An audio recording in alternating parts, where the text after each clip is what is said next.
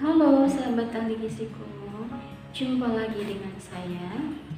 Di video kali ini kita akan membahas daftar bahan makanan yang sebaiknya tidak dimakan setelah minum obat. Jadi intinya kita akan membahas interaksi antara obat dan makanan. Pernahkah kalian membaca di resep kenapa dokter itu menyarankan minum obat sebelum makan, minum obat setelah makan? Karena obat itu bisa bekerja maksimal ketika tidak ada interaksi dengan bahan makanan atau zat gizi lainnya yang terdapat di dalam bahan makanan. Apa aja efek yang akan ditimbulkan ketika kita minum obat setelah 5 menit kemudian kita makan makanan misalkan, atau kita minum minuman yang kayak teh gelas atau susu atau yang lainnya ya selain air putih. Itu bisa jadi ada interaksi di dalam tubuh kita ketika si obat bekerja di dalam tubuh kita dan kita makan, zat gizi di dalam bahan makanan itu masuk ke dalam tubuh kita dan berinteraksi dengan obat itu, sehingga si obat yang tadinya harus bekerja secara maksimal untuk penyembuhan itu menjadi kurang maksimal karena penyerapannya terhambat oleh si bahan makan zat gizi yang terdapat dalam bahan makanan tersebut yang tadi kita makan itu. Salah satunya adalah dan si obat ini dan bahan makanan ini efeknya ketika berinteraksi itu bisa menyebabkan efek samping berlebih dari obat, efek samping yang baru, dan juga mengakibatkan si obat tidak terserap dengan maksimal. Dan kerja si obat itu bisa terhambat oleh zat gizi dari makanan yang kita makan tadi dan terasup ke dalam tubuh kita. Makanan apa aja itu? Yang pertama itu ada susu. Susu itu terdapat zat gizi yang namanya kalsium. Kalsium ini ketika diminum susunya, dan si kalsium ini dapat mengikat antibiotik yang kita minum, obat antibiotik yang kita minum itu diikat oleh si kalsium di dalam tubuh sehingga tidak larut, dan kerja si antibiotik ini terhambat oleh kalsium, sehingga apa yang terjadi? Itu akan tidak bekerja si obat itu. Makanya kenapa kita udah minum obat tapi kok nggak sembuh-sembuh sih? Ternyata ada faktor lain, yaitu dari makanan yang kita asup ternyata. Makanya saya sarankan kalau habis minum obat itu harus dijeda 1 jam sebelum setelah 1 jam itu baru kita boleh minum minuman yang manis-manis selain air putih ya, dan juga boleh makan setelah 1 jam minum obat biar tidak ada interaksi lagi antara si obat dan makanan dalam tubuh kita.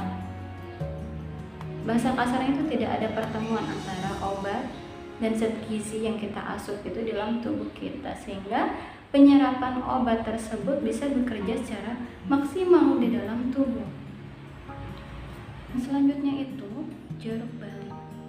Jeruk bali ini, jeruk bali merah ya, dia berinteraksi dengan beberapa obat. Salah satunya adalah obat statin. Obat ini untuk penurun kolesterol. Jadi ketika kita minum obat statin 5 menit kemudian, 15 menit kemudian kita makan jeruk bali, zat gizi yang ada di jeruk bali ini masuk ke dalam tubuh kita dan meningkatkan kadar obat statin itu menjadi lebih besar efek sampingnya. jadi malah jadi racun si obat itu, gara-gara si zat gizi tadi. Zat gizi dari jeruk bali itu yang masuk ke dalam tubuh kita bertemu dengan si obat statin ini, jadilah interaksinya menjadi efek samping yang lebih besar. Terus jeruk bali merah ini juga berinteraksi dengan beberapa obat penurun darah tinggi. Jadi si zat gizi yang terdapat dalam jeruk bali ini ketika kita makan di dalam tubuh, dan dalam tubuh itu sedang bekerja obat penurun darah tinggi yang tadi kita minum, itu akan berinteraksi itu bertemu dalam tubuh, dan itu akan menyebab zat gizi dalam jeruk bali itu yang masuk ke dalam tubuh, menyebabkan obat penurun darah tinggi ini terpecah dan menjadikan efek samping yang lebih besar juga terhadap darah tinggi. Bukannya menyembuhkan, malah menjadi darah tinggi ini semakin meningkat gitu si tensinya, karena interaksi tadi. Selain itu juga jeruk bali merah juga berinteraksi dengan obat penekan batuk, yaitu dextromethorphan, dan juga berinteraksi dengan obat antihistamik dan obat kontrasepsi. Jadi sebaiknya ketika kita minum obat-obatan ini, jeda sejam baru kita makan makanan atau minuman. Selanjutnya itu ada obat warfarin berinteraksi dengan vitamin K. Vitamin K ini yang terdapat dalam sayuran hijau seperti brokoli, atau sawi hijau, kol, kembang kol, itu terdapat vitamin K. Warfarin ini biasanya digunakan untuk orang yang sakit jantung dan stroke. Jadi hindari makanan yang ada vitamin K-nya, yaitu pada sayuran yang hijau. Ketika kita minum obat warfarin ini, usahakan jangan dulu makan atau minuman apa-apa dulu setelah sejam, karena itu akan ada efek sampingnya. Apa efek sampingnya ketika vitamin K yang terdapat di dalam sayuran hijau itu bertemu di dalam tubuh kita dengan warfarin, berinteraksi, itu si vitamin K ini dapat menghambat atau menurunkan kerja warfarin itu. Jadi kerja si warfarin dalam tubuh kita kurang maksimal karena terjadinya penurunan, pelambatan kerja yang seharusnya itu memberikan efek kepada tubuh itu cepat, efek penyembuhannya. Karena kita tadi makan sayuran yang hijau, akhirnya si warfarin ini bekerjanya secara lambat. Jadi itulah beberapa obat yang dapat berinteraksi dengan bahan makanan. Jadi saran saya, baca resep obat itu diminum sebelum makan atau setelah makan,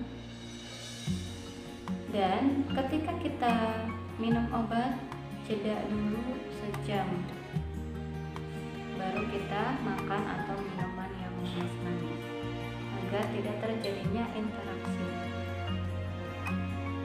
Dan baca jenis obat apa yang kita terima. Misalkan kita lagi darah tinggi, obat apa nih? Takutnya ada obat darah tinggi terus kita kelupaan deh makan, abis itu makan 5 menit kemudian atau 15 menit kemudian makan, jadinya ada interaksi antara obat darah tinggi itu dengan bahan makanan yang kita makan. Itu baru beberapa bahan makanan yang kita temui ya, yang dapat berinteraksi dengan obat. Masih banyak bahan makanan yang berinteraksi dengan obat. Jadi sarannya adalah hindari makan atau minum jeda sejam dulu setelah minum obat. Oke, itulah penjelasan kita kali ini. Jadi semoga bermanfaat untuk teman-teman yang terus mengikuti channel ini. Bagi teman-teman yang punya saran gitu untuk membahas apa lagi, silahkan komentar di kolom komentar. Dan jangan lupa like, share, and subscribe agar channel ini bisa berkembang lebih besar lagi. Terima kasih.